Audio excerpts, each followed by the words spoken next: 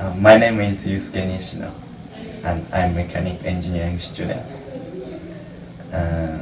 Welcome to Fukui. Could you tell me a little bit about yourself and your mission?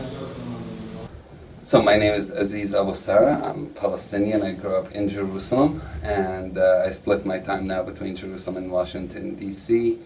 I go to areas normally that has conflicts in the world and try to find innovative ideas to solve those conflicts, and do that through different methods, through media, through education, through cultural exchange, through tourism, business, finding alternative ways, innovative ways, ideas to bring down the walls that separate people, and to make the world less violent place, and as much as we can more peaceful. Why did you come to this small unknown university? Why did I come to this small university? I was invited to come here, and I was invited because I was in Japan last year, and I like Japan. It's a fun place, and I thought I shouldn't miss this opportunity.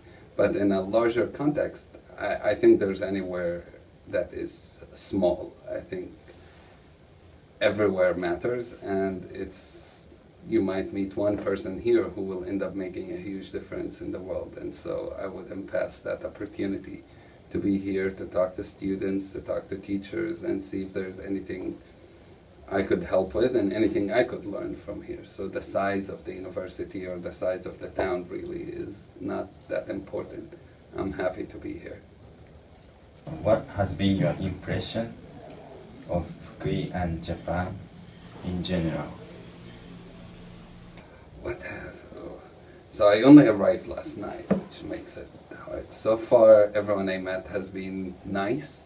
I spent some time playing some socializing games with some of the students where I got to meet them, and it was actually nice. It was a lot of international students, so I got to meet some, and they were very nice, very welcoming, and that's good. That's been my impression. That's the first thing I'm thinking about here. People have been just out of their way, nice and hospitable, and want to talk and ask questions, and they're curious, which is a good thing. If people are curious, they do more in their life, and they'll innovate more, and they'll achieve more in their lives than if they are not interested in the other world. And so the students I've met so far had so many questions, or interested, or curious.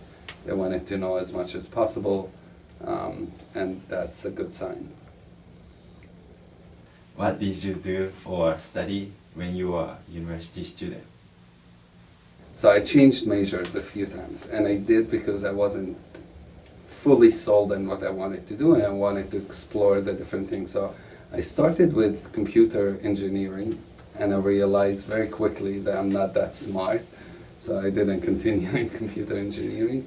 And then I decided to do what I was passionate about, much more than what will help my career. So I ended up going to study the Bible, which was not something anybody around me thought was a good idea, but I enjoyed it, I did it. And then I studied business and tourism management, which I ended up doing and starting a company to do tourism, but reforming the idea of tourism through my company. So it's focused on culture and narratives and people, not just on places. So I enjoyed my university years. I was always asking too many questions though. So. What things in your life led you to become your current job? What things in my life that led to me doing my current job? It has to do everything.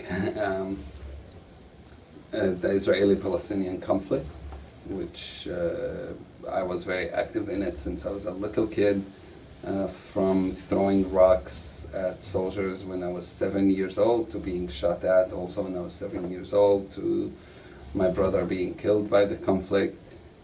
All these things made me a lot more aware of the price that people pay for war and for conflicts and for hatred and ignorance, and so it made me want to find ways to try to break away from these things, to try to give different answers, to try to promote new ideas of understanding and how we can coexist together, how can we live together, cooperate instead of being so quick to pull the trigger, to shoot each other. So it's mostly my life experience that have brought me to what I'm doing. What do you think we Japanese or Japanese students need to do to become more global? I think being global is a mindset more than anything else. It's being aware of the world around you and learning more about it, but also starting to search for ways you can engage. Travel is one of the best ways to do that. Reading more about these places, meeting people who are not only similar to you. I think the hardest thing in being aware and being engaged in a global level is to leave your comfort zone. Comfort zone is your friends are like you, they look like you, they speak your language, so it's comfortable. You stay in that bubble. And being willing to burst the bubble and get out of the comfort zone is hard, but that's the only way you can really get in that globalized world that we live in, going to places you didn't go before, reading books you would never have read before, reading newspapers about other areas, seeing somebody who's different than you, even in your own neighborhood, and going and talking to them and getting to know them. It's just getting out of yourself a little bit. What message would you like to get across to University of Fukui students and students across Japan? Freedom!